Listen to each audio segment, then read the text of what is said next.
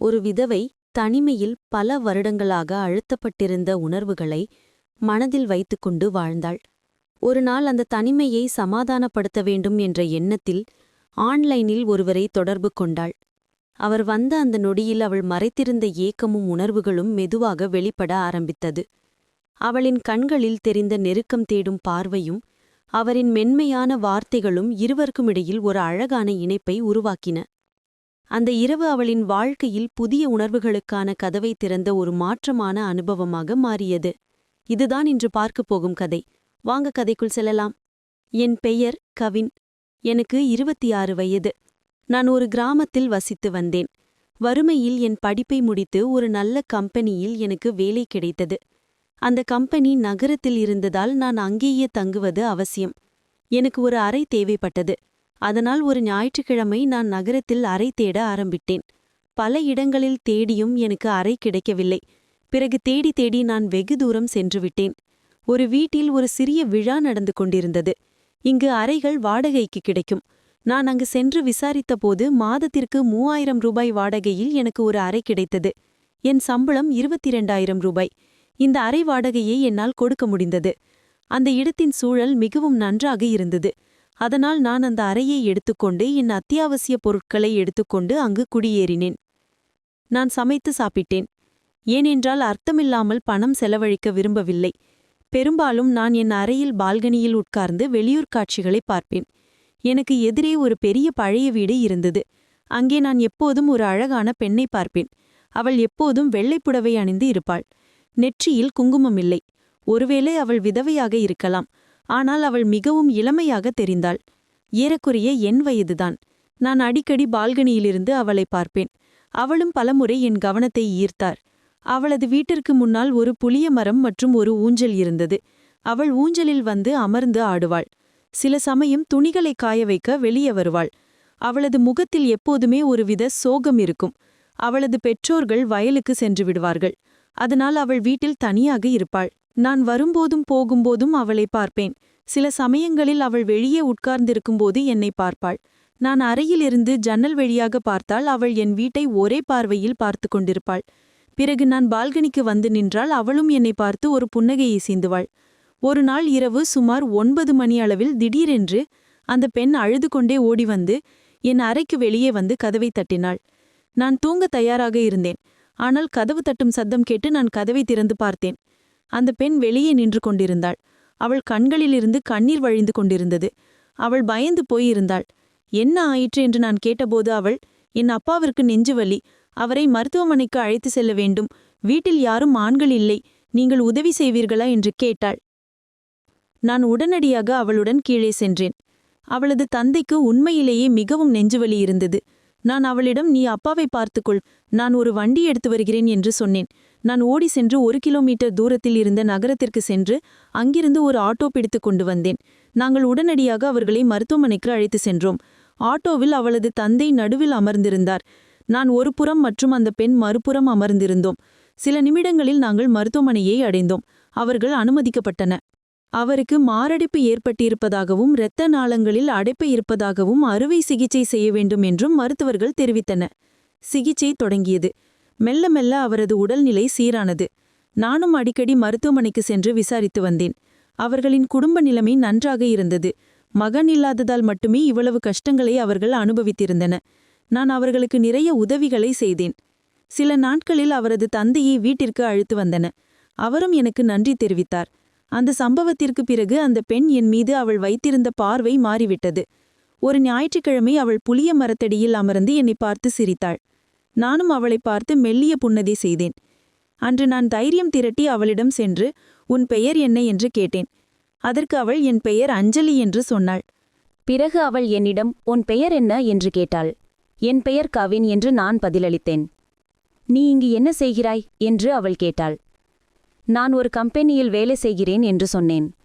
அன்று நாங்கள் இருவரும் நீண்ட நேரம் பேசிக் கொண்டிருந்தோம். அவள் மிகவும் அழகாக இருந்தாள். ஒருவேளை அவள் யாரிடமாவது மனம் திறந்து பேச ஏங்கிக் கொண்டிருந்தாள் போல. சிறிது நேரம் பேசிய பிறகு நான் சிற்றுண்டி சாப்பிட சென்றேன். மெல்ல மெல்ல எங்கள் உரையாடல்கள் அதிகரித்தன. இப்போது நாங்கள் நல்ல நண்பர்களாக இருந்தோம். ஒருநாள் அவள் மீண்டும் அந்த மரத்தடியில் அமர்ந்திருந்தபோது மிகவும் சோகமாகத் தெரிந்தாள். நான் அவளிடம் சென்று, "வென்று, நீ இன்று மிகவும் சோகமாகத் தெரிகிறாய்.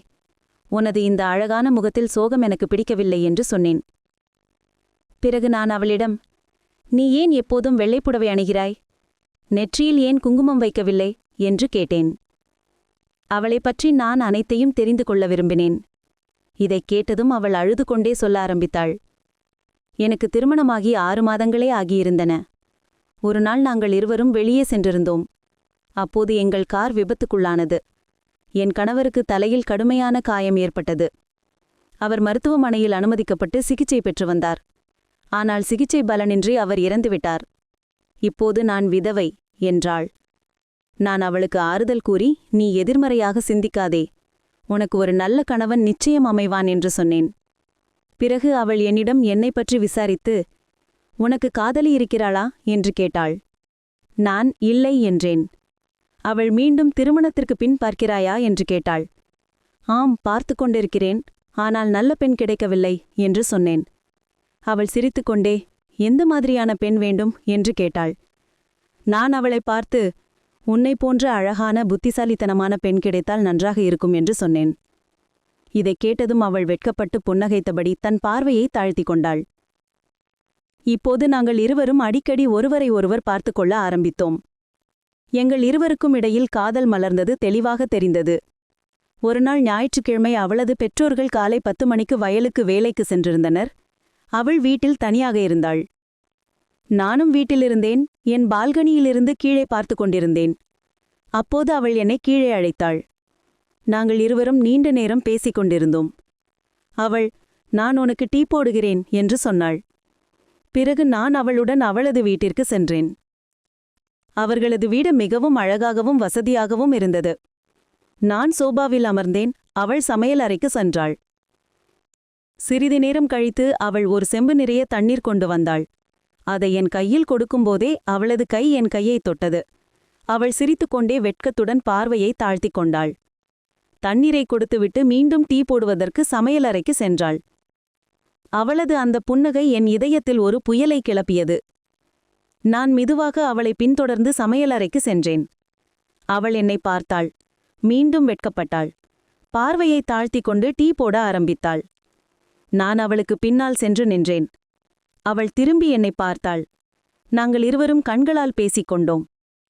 பிறகு திடீரென்று டீ பொங்கி வெளியேறி அடுப்பில் கொட்டியது.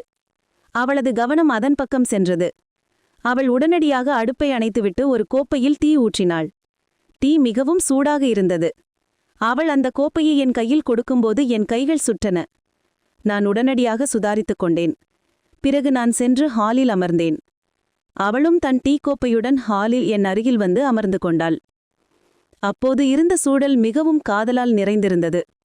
நாங்கள் இருவரும் டீ குடித்துக்கொண்டே ஒருவரை ஒருவர் பார்த்து கொண்டிருந்தோம். இப்போது எங்களுக்குள் ஆழமான அன்பு உருவாக ஆரம்பித்திருந்தது. நான் அவளிடம் காலி கோப்பையை திருப்பிக் கொடுக்கும்போது அவள் சட்டென்று என் அருகில் வந்து என் கண்களை பார்த்தாள். நாங்கள் இருவரும் உண்மையிலேயே ஒருவரை ஒருவர் காதலிக்க ஆரம்பித்திருந்தோம் என்பதை உணர்ந்தோம். நாங்கள் முழு மனதுடன் ஒருவரை ஒருவர் காதலித்தோம். ஆனால் அந்த தருணத்தின் மகிழ்ச்சியும் இன்பமும் வாழ்நாள் முழுவதும் எங்களுக்கு நினைவில் இருக்கும். அவள், "அப்பா அம்மா வயலிலிருந்து திரும்பி வரப்போகிறார்கள்.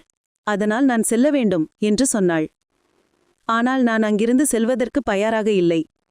அவள் கோபித்துக் கொண்டதால் நான் செல்ல வேண்டியிருந்தது. இப்போது அவள் இல்லாமல் என்னால் இருக்க முடியவில்லை. அவள் எனக்கு மிகவும் பிரியமானவளாக தோன்றினாள். அவளுக்கு ஒரு பெரிய இதயம் இருந்தது. அவள் மிகவும் அன்பாகவும் காதலுடனும் பேசினாள். நாங்கள் இருவரும் ஒருவரை ஒருவர் முழுமையாக புரிந்து கொண்டோம். தினமும் மாலை நாங்கள் இருவரும் அதே மரத்தடியில் சந்தித்து பேசிக்கொண்டோம். ஒரு நாள் அவளது பெற்றோர் வாலாந்திர சந்தைக்கு சென்றிருந்தனர். இதை பார்த்து நான் மெதுவாக அவளது வீட்டிற்கு சென்றேன். கதவு பிறந்திருந்தது.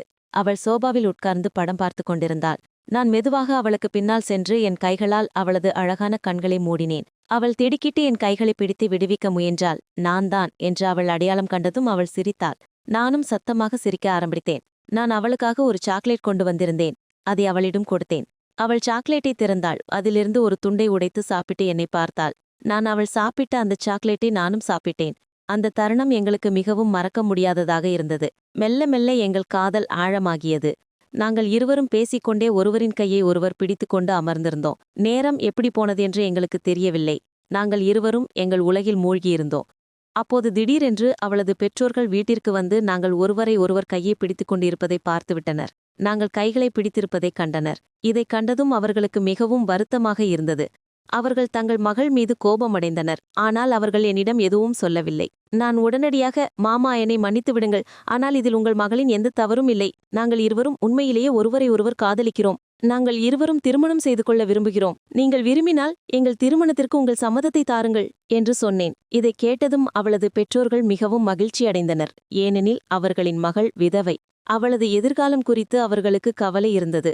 அவர்கள் அவளது நலனை மட்டுமே விரும்பினர். அவர்கள் நேரடியாகவே, நீ எங்களுக்கு பிடித்திருக்கிறாய், நீ எங்கள் மகளை விரும்பியிருக்கிறாய், இதுவே எங்களுக்கு பெரிய விஷயம் என்று சொன்னார்கள். பிறகு நான் என் பெற்றோரை அங்கு அழைத்து வந்தேன். நான் ஏற்கனவே அவர்களிடம் இந்த பெண்ணுக்கு திருமணமாகிவிட்டது, ஆனால் 6 மாதங்களுக்கு முன்புதான் அவளது கணவர் இறந்து விட்டார் என்று கூறியிருந்தேன். என் பெற்றோருக்கும் அதில் எந்த ஆட்சேபனையும் இல்லை. அவர்களுக்கும் அந்த பெண்ணை பிடித்துவிட்டது. அதன் பிறகு எங்கள் திருமணம் கோலாகலமாக நடைபெற்றது. இப்போது நான் அவளது வீட்டிலேயே வசிக்கிறேன். ஏனெனில் அவர்களுக்கு மகன் இல்லை. அவர்களுக்கு ஒரு மகனும் கிடைத்துவிட்டான். அவர்களது மகளுக்கும் ஒரு கணவன் கிடைத்துவிட்டான். எனக்கும் ஒரு அழகான, மனதிற்கு பிடித்த மனைவி கிடைத்துவிட்டாள். நாங்கள் இருவரும் மிகவும் மகிழ்ச்சியாக வாழ்கிறோம். இப்போது எங்களுக்கு ஒரு அழகான மகனும் இருக்கிறான். அவன் பார்க்க அப்படியே அவன் அம்மா மாதிரியே இருக்கிறான். அவளது பெற்றோர்கள் தங்கள் பேலக்குழந்தை விளையாடுவதை பார்த்து மிகவும் மகிழ்ச்சி அடைகிறார்கள். என் பெற்றோர்களும் வாரத்தில் 1 அல்லது 2 முறை தங்கள் பேரனை பார்க்க வருகிறார்கள். எங்கள் வாழ்க்கை இப்போது மிகவும் மகிழ்ச்சியாகவும் ஆனந்தமாகவும் போய்க்கொண்டிருக்கிறது. ஆரம்பத்தில் நாங்கள் சந்தித்த அந்த தருணங்கள் எப்போதும் எங்களுக்கு நினைவில் இருக்கிறது. அந்த நாட்கள் உண்மையில் மிகவும் அழகாக இருந்தன. நண்பர்களே, ஒருவேளை இதுபோன்ற தருணங்கள் உங்கள் வாழ்க்கையிலும் வந்திருக்கும். எனவே அத்தகைய விலைமதிப்பற்ற தருணங்களை ஒருபோதும் தவறவிடாதீர்கள். இந்த கதை உங்களுக்கு பிடித்திருந்தால் சேனலை சப்ஸ்கிரைப் செய்யுங்கள். வீடியோவை லைக் மற்றும் ஷேர் செய்யுங்கள். மீண்டும் ஒரு சுவாரஸ்யமான கதையுடன் உங்களை சந்திக்கிறேன். நன்றி.